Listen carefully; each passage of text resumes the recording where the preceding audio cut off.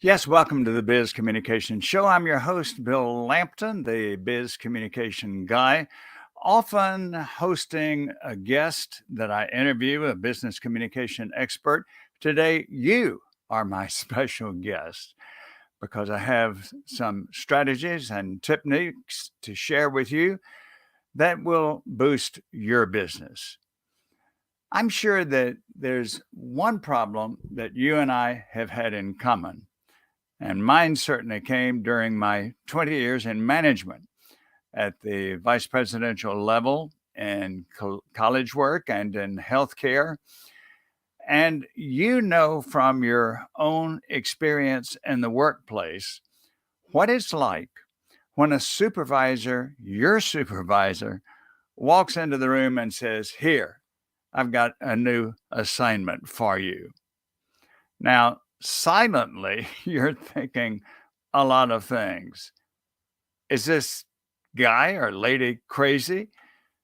Don't they know how much I've got already? How am I going to say no? I'll get in trouble if I do. What are they thinking anyway? Who do they think I am, Superman or Superwoman? Well, how do you handle that? What do you do? I wish during my time in management that I had read Stephen Covey's book. Wonderful book, The Seven Habits of Highly Effective People, because in there he tells a strategy for saying no to your supervisor without losing face, without losing your job, without being told that you don't have the right to do that. Here's his strategy. He tells of a personal experience when he was the vice president for human relations at a major university. As the vice president, he hired a wonderful creative writer to add to his staff.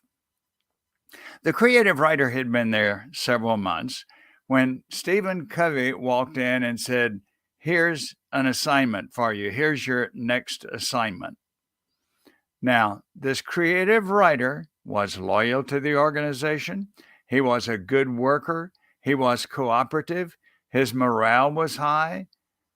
And yet, he was in a dilemma.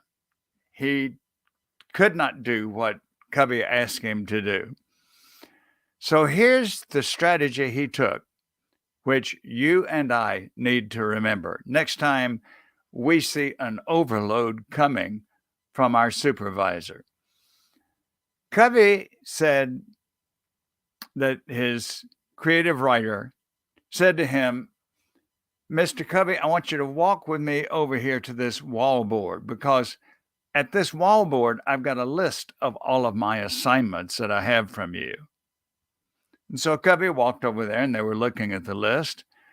And the writer said to Covey, "Okay, if you remove one of these that you have already assigned me, then I can do what you ask me." You see, he didn't defy Covey. He didn't say, "You're way off base." He didn't say, "You're unreasonable."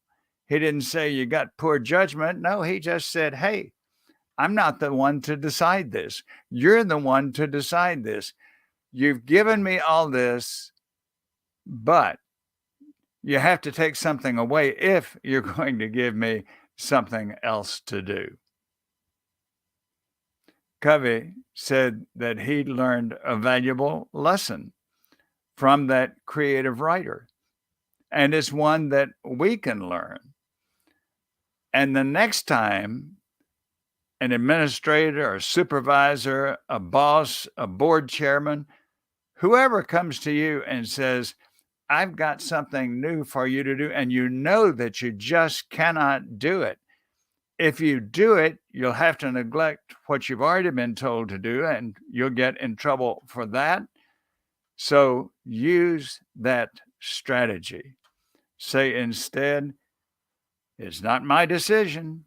Here's a list of assignments. Which one do you want to take off so we can fit this one in?" That's why Stephen Covey, one of the reasons, in my mind, he's one of the great geniuses of business management.